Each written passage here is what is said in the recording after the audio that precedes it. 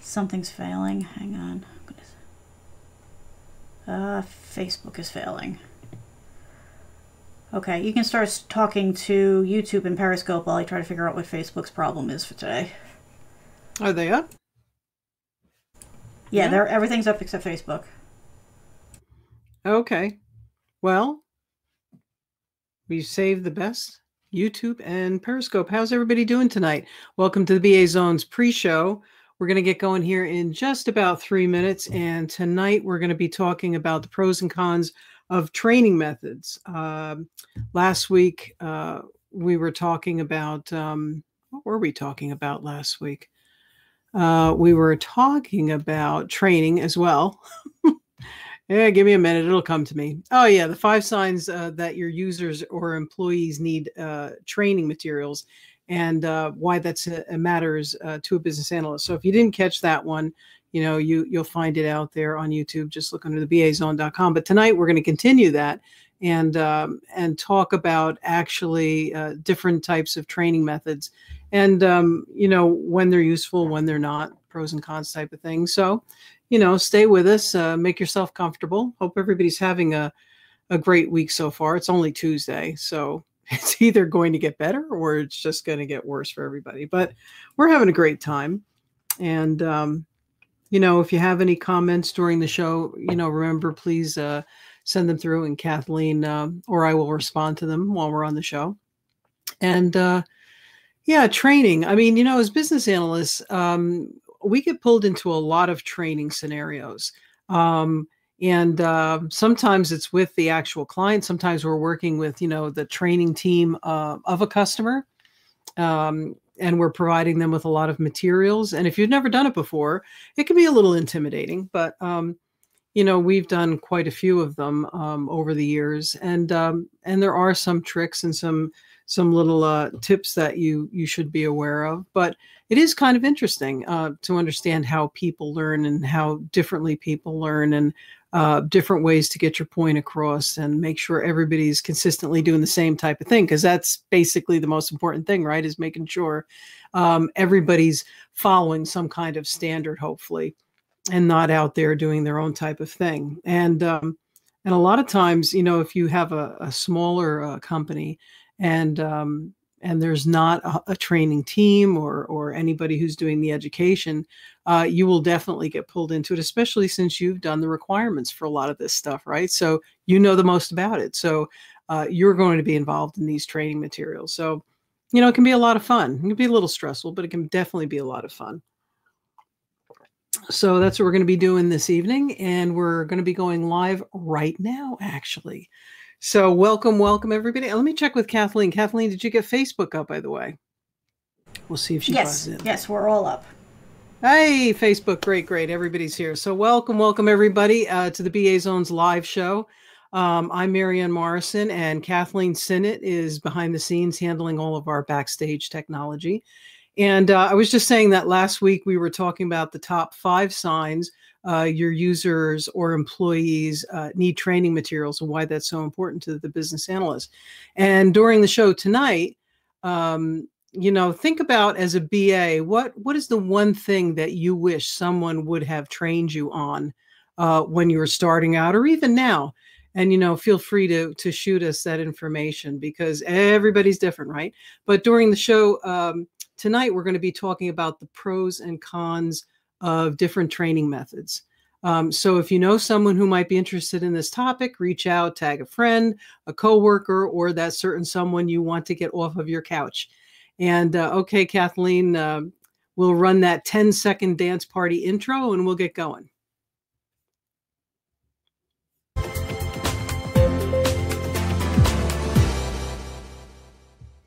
That just never gets old, does it? Okay, training methods, pros and cons. So as I was saying before, as a BA, at some point in your career, you're going to be asked to help with training. Either it could be internal training, you might have to do a manual, or it might be because you've created a new application or a feature, or you've worked on a new process.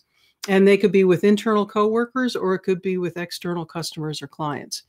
But we know that when training is done really well, it improves everything from efficiency to revenue to compliance, happy customers, happy coworkers, or at least coworkers that complain a little bit less because they can get through their day in a seamless type of way and get through the application.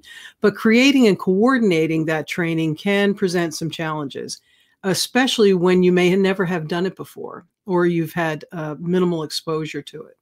So before we start actually selecting training methods or a combination of training methods, and really most of the time that's what you're doing, you're sort of combining more than one method. But there are a few things that you should consider. And one of the main ones is, what is the objective of the training, right? So it is, what do they need to know?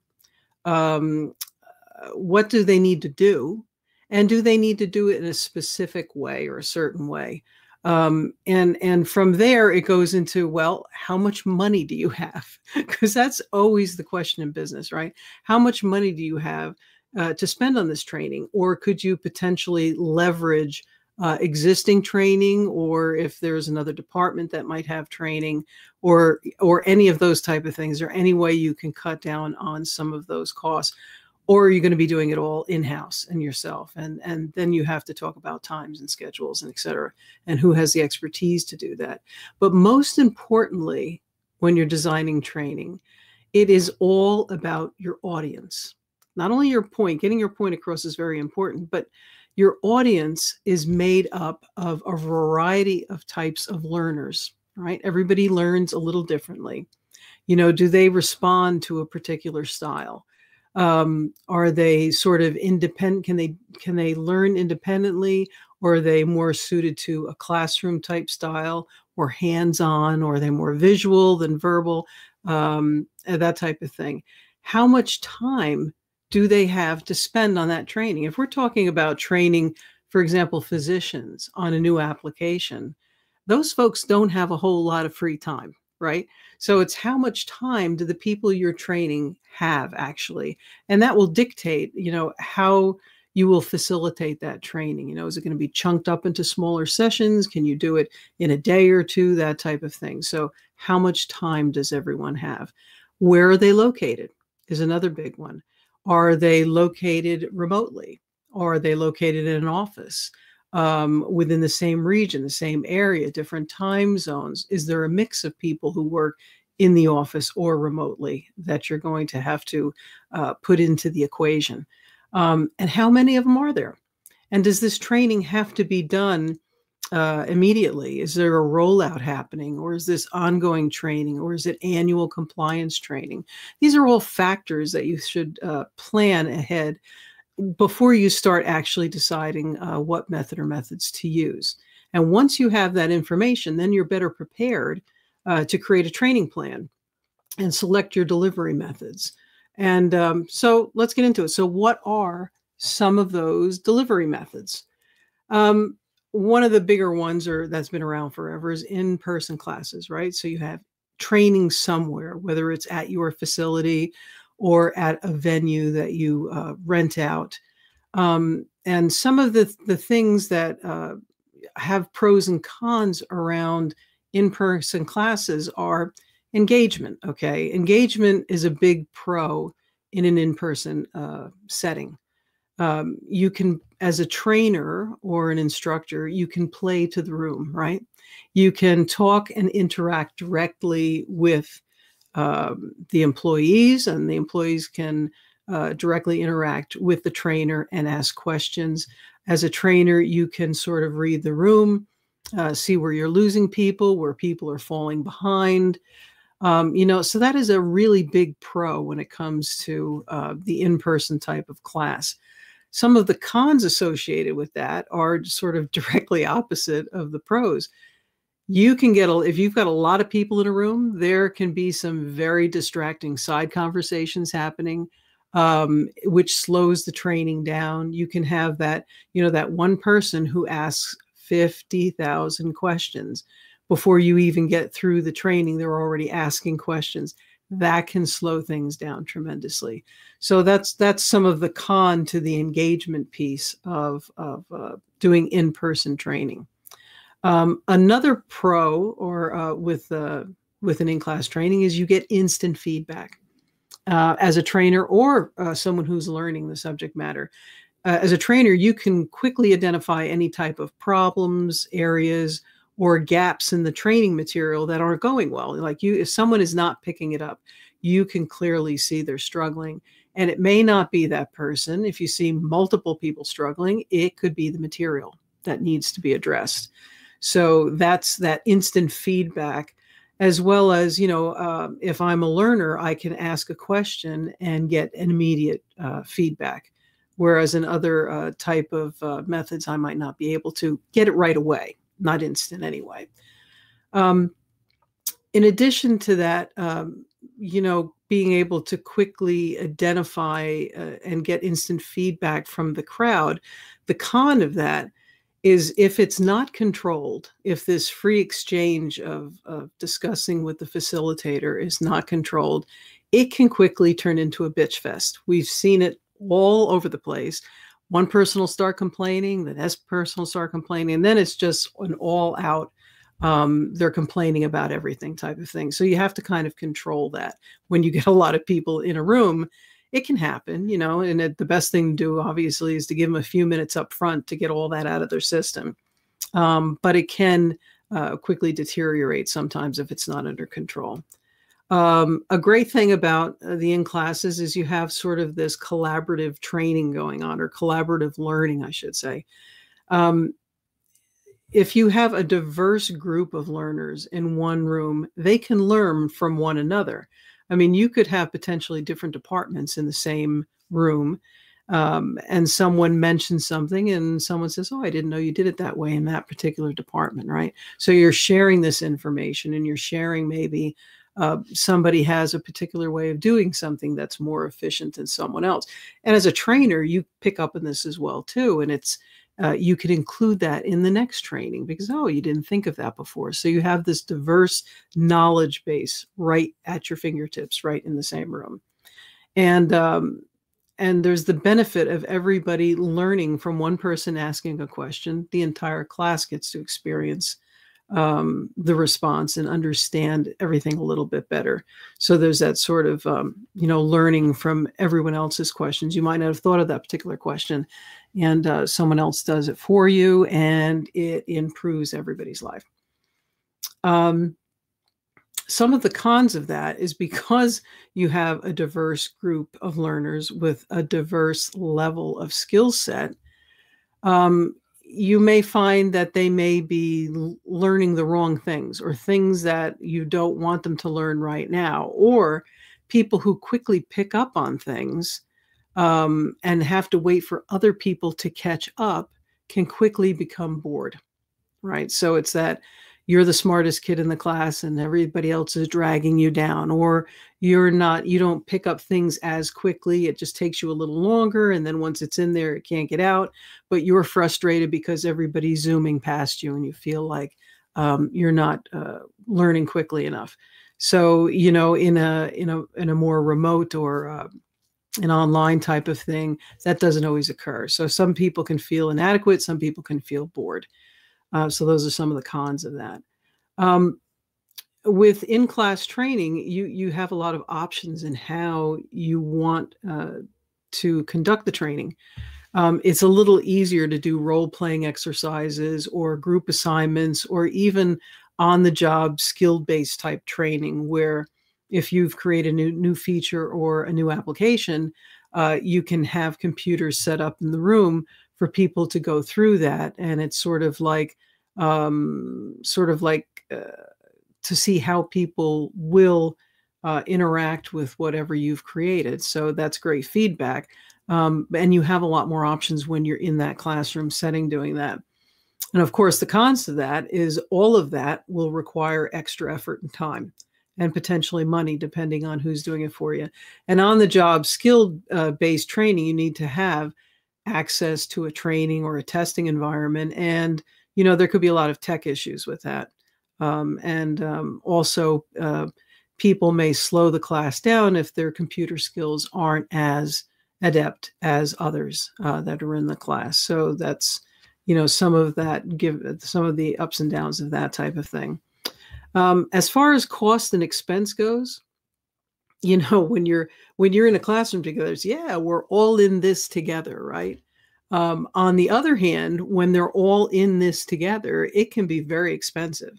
If you have a lot of people who are remote or coming in from to a central location from across the country, there is all the logistics of a location. You pick a venue. Is there maybe a site in of your or a branch that's big enough to hold everybody with a conference room or a training room, or you have to rent a venue and you have to have food brought in, you have to pay for travel, you have to pay for trainers, etc.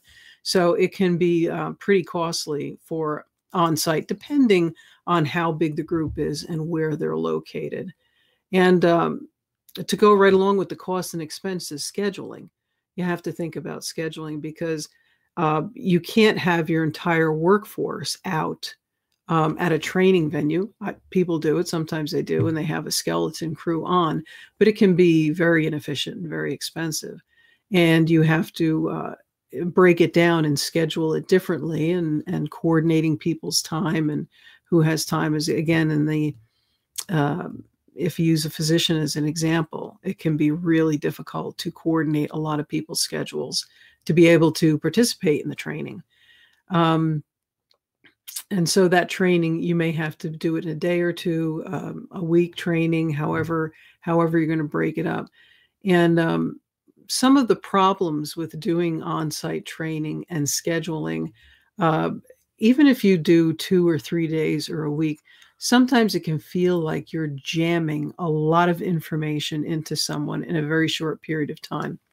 And you have to decide whether they're going to, is it effective enough that they're going to remember it. And part of that is the content and how you set up the training. But, this concept of doing these 2-day on-site things where people are traveling and they're tired, and then you're jamming a lot of information into their little brains or big brains, that can really tax people. And they might not remember a lot of the things or the important things that you're training on. So, that's sort of in a nutshell, the in-person type of classes. I don't know if you've ever participated in that. If you have, just drop us a comment and we'll get to them in a little bit. So the flip side of that, obviously, is over the years, technology has caught up, and there is a tremendous amount of online learning or e-learning, which is a lot more flexible. I mean, flexibility is the number one, I think the number one pro when we're talking about online or e-learning. And you have options within that online learning too. You could do it as a group training with a facilitator online, or you could do the individual, sort of learn at your own pace type of independent learning. It's really nice because you can divide and chunk up information and make that content a lot easier to digest. The scheduling is easier, especially if you give them a target date for completion. That sort of helps people to hit, a goal and a target when they're doing it independently, especially. And that flexibility, everybody needs that flexibility today. Everybody's working. And everybody has busy lives. So that is a huge benefit of online or e-learning. Some of the cons that go along with that, of course, are that the people you are teaching need to be self-directed, especially if you're doing at your own pace type of thing. They have to be, because the structure is not like a classroom structure, right? It's a lot looser. It's like, come on, do what you can, put it on pause or whatever, and then you can come back to it later type of thing. So for procrastinators, and I tend to be one myself, a procrastinator, they will wait till the last minute, or they'll have a little bit of a harder time getting it done. And that's why sometimes you have to put that target date down. And sometimes, like, I don't know if anyone has ever had sort of the annual trainings you have to have for compliance type things. Sometimes these type of online trainings, and a lot of it goes to content, your content has to be your content and your presentation has to really engage people. because if not, it can almost feel like a forced class that you have to take, that you sit there and you get through it as quickly as you can so that it's done. And, how much of that are you really retaining? So if you're going to do these type of things, you really need to, and we've all seen them. I mean, I've seen so many recently. I just can't tell you how awful and boring they are. So really, if you're going to do online, do it well. I mean, find somebody. If you can't do it well, find somebody who can make that presentation really, really good. Because otherwise, it's just pure torture. And you know what? You're not going to get that 30, 45 minutes or an hour back ever. You're never going to get that back again. So try to make it as engaging as possible. As with the classroom, e-learning has a plethora. I love that word, a plethora of options. Another pro is that it's almost unlimited learning options, and they're adding more every single day. But again, your audience is key here, right? So not everyone is comfortable with using computers. Yes, Virginia, this is true. We'd like to believe everybody is comfortable with computers, and to a degree, a lot of people are, but some programs can be really difficult to navigate through. So again, you want to make that selection very carefully if you're buying sort of a training that's already out there, So because some software is not navigatable at all. Now, if Kathleen were designing it with me, that'd be very, very smooth and easy going to navigate, but it's not always that way out there. With e-learning, there is a lower cost than the classroom, obviously, because you can pre-can content. You could potentially have no trainer costs if you do it in-house. There's no venue, no lunch, no transportation, none of that. Basically, you need a computer and a connection. And again, you have to have a good connection, right? But maybe you take all that extra money that you didn't spend on the in-room and in-class type thing, and you spend it and you apply it to the content and the delivery of that content. The downside or the con to the lower cost of using E is that it may take a little longer to develop. It all depends on, what you select. And, next week we're going to be talking about some of the solutions and how you would look at that. But again, some of them could take longer to develop. Mobility is a huge factor with e-learning, online learning. You can learn anywhere. You can learn on your way to work, during your commute, if you've got a good connection, right? You can learn at any time if you've got kids that you've got to go pick up for school, or you have to do something with the family. You can interrupt your training, pause your training, and you can finish it later. Huge, huge upside. And it's the way people actually work today, right? So you want to use whatever it takes to get people to engage, and that's the way to do it. And again, some of the downsides of that is there could be software compatibility issues depending on what type of computer people have. There could be connectivity issues, but again, I think it's well worth it to go mobile so that people can. And what's great about it being sort of mobile and being able to learn on the go, sort of, you're not taking time out of your workday. That commute, or if you have a long commute or something, or you just have some downtime, you could just go on and learn something new. It's fantastic. It's great for productivity. Not that you heard it from me, but I mean, it is terrific for that.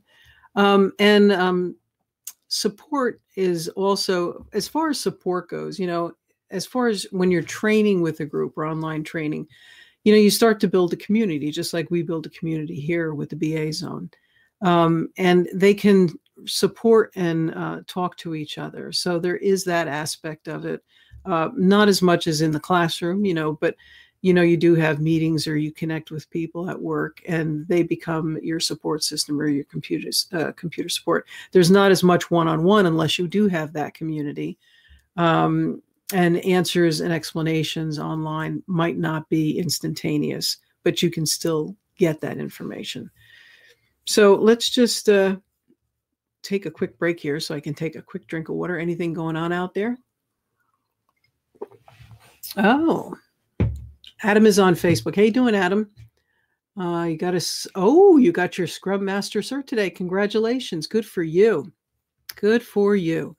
Okay. And again, if you guys have any questions or comments, please feel free to just drop a line. Kathleen or I will respond. So, okay, let's talk about the third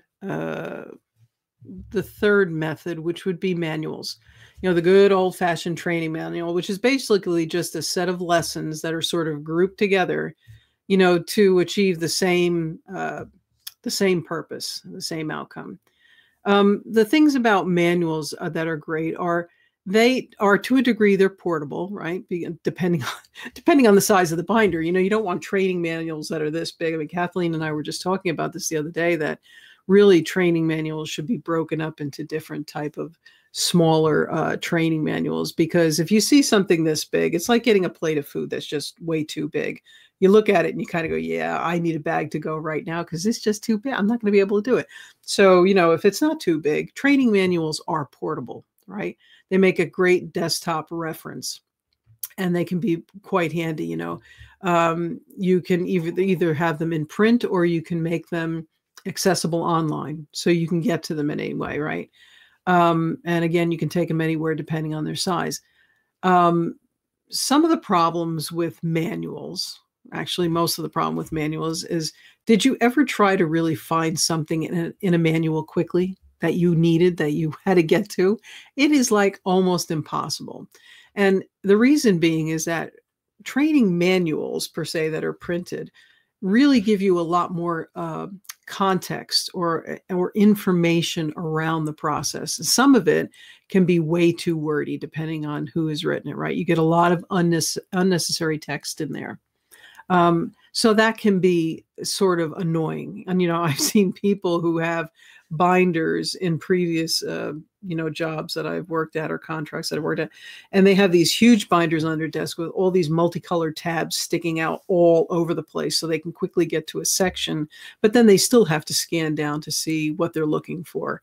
And eventually they get pretty adept at it, but still it's sort of like not the best way to do it, right? As far as engagement goes, okay, there's really no engagement with the manual, right?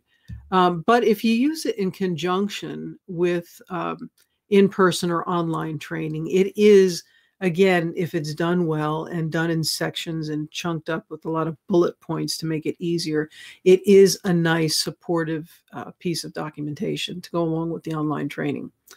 On its own, it's like boring. It's just boring as, just boring, snore fest. You just don't want to hand somebody a manual and say, hey, here you go. No, that you will get no consistent standards or results. You're not going to achieve anything just handing someone over a big old manual. And you know what? If they're not integrated with other tools, they tend to become sort of obsolete pretty quickly.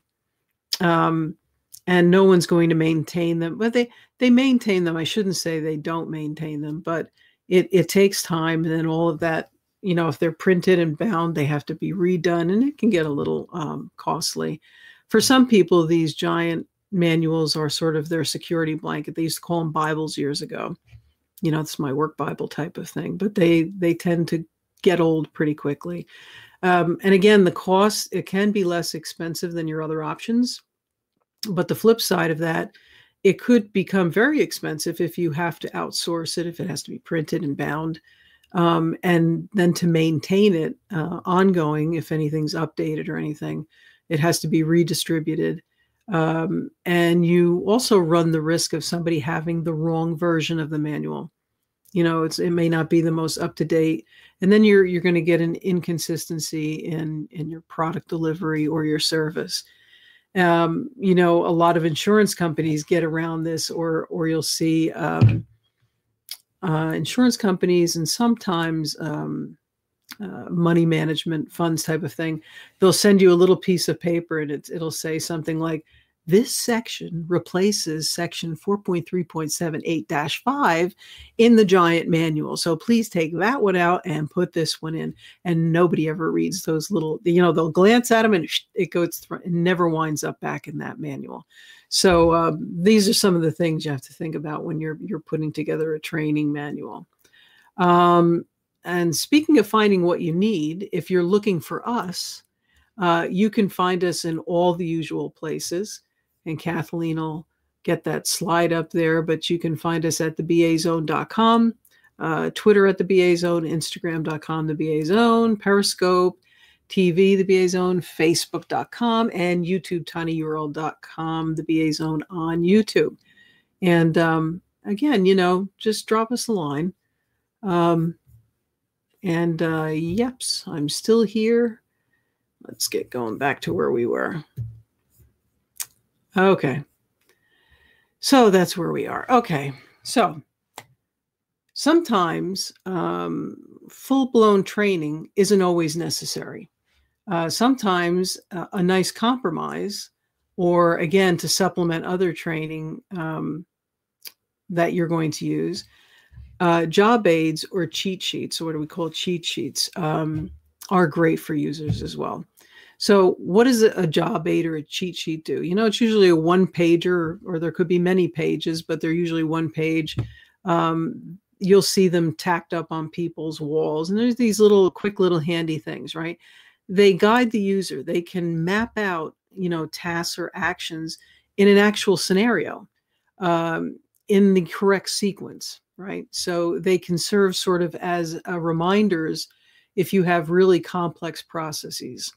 And they sort of alleviate trying to find that process in a manual, in a giant training manual. Part of the problem with cheat sheets can be that without the proper context around them, they can be confusing or a little misleading. So as long as you get that covered, again, they're terrific to have. They also help with focus.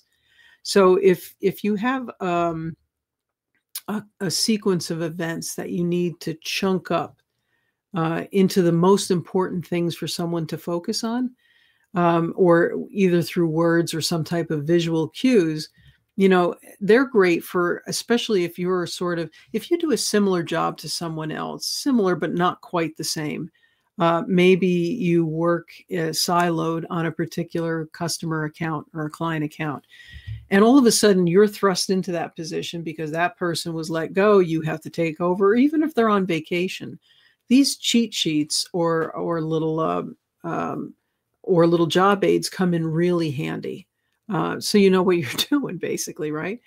And again, you have to be careful that the tasks that fall out of this particular focus area are not ignored, right? But these are the main things you want to focus. It provides facts right at your fingertips. You don't have to look through the pages of the manual to get the facts. You need to complete a task. Call centers use cheat sheets and job aids a lot because they can have different scenarios and different responses. If it's not built into the system, which is the best way to do it, they will have a lot of cheat sheets up so they know how to respond to a particular calls that are coming in. And again, these facts need to be kept up to date. You run the risk of them not being up to date if they're not distributed and versioned correctly and passed out correctly. It can be a bit of a problem. Problem solving is great for the cheat sheets, so they can support decision making. So, for example, you can have little scenarios on a one sheet that says, if this exists, then do this, right? So it tells them right away how to do it. Again, if it's not built into your system, this is the way to quickly reference and be able to get the right answers out there. And it's really hard on some of these cheat sheets to get all the details in that you may need. So again, you just have to be careful that it doesn't lead to the wrong decisions. And the danger with a lot of reliance on anything, really, if you're relying on a system too much or cheat sheets too much, there's a danger that people become sort of complacent.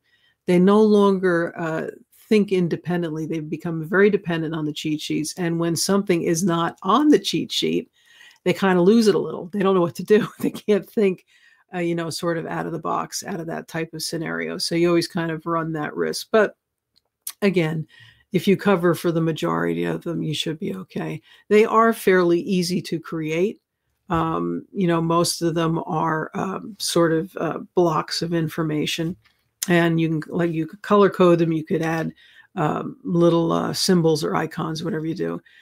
So when you have to get information out there quickly, maybe something's broken in your process, and you have to get stuff out there. You don't have time to train. You don't have the resources to train. Getting a job aid out there or a cheat sheet is the way to go, because at least you can minimize the impact of the issue and sort of standardize it as best as you can to get everybody going in the same direction. And as I said before, they can be a little difficult to track and maintain, right? So I love job aids and cheat sheets. And let's face it, if you don't create them, the users are going to create them. They'll do it. And then nothing will be standardized or consistent. So if you want to improve that consistency, give them that job aid up front, and they can always, add their little notes to it. That's fine. So, if you want to standardize and improve your consistency as a BA, go to thebazone.com and sign up for our mailing list. We don't use the information for anything other than keeping you informed on what we're working on. And while you're there, you can check out some of our classes that we are currently offering. Right now, we're offering one on the business analyst job search, hints and tips for success search, and beating the experience needed, that vicious cycle when you need experience in order to get a job, and how we can get around that. And if there is something else that you want to learn more about, please leave us a message or a comment. Our best shows come from your suggestions. And I'll just check with Kathleen. I don't see nothing else really happening here. So we're actually, we're 8:33. I'm a little over tonight. We've been doing so well on time. Okay, so let's wrap this up. So we hope you enjoyed tonight's show on the pros and cons of different training methods. Remember that selecting the right training method or combination of training methods, again, we do advocate that sort of blended approach, more than one type of method. It depends on your objectives, what results you're looking for, how will you measure success of those, training, what type of learners you're going to engage with, and of course your budget, right? And again, if there's no budget, if there's no budget, you can almost guarantee that as a BA, you're going to be involved at some point in user training. So it helps to have a plan. So, and keep us in your plans for next Tuesday. We'll be discussing how to solve your training needs, whether you're using vendor solutions or third-party trainers, or you're going to create your own. So that should be a lot of fun, right? So hopefully you can join us for that. And again, I want to thank you. Let me just check one more time the board. Just see anything going on. We're good. Kathleen's all good. Okay, great. All right. Well, thanks, everybody. Thanks again for taking the time and stopping by. And we hope to see you next week. Take care, everybody. Have a great night.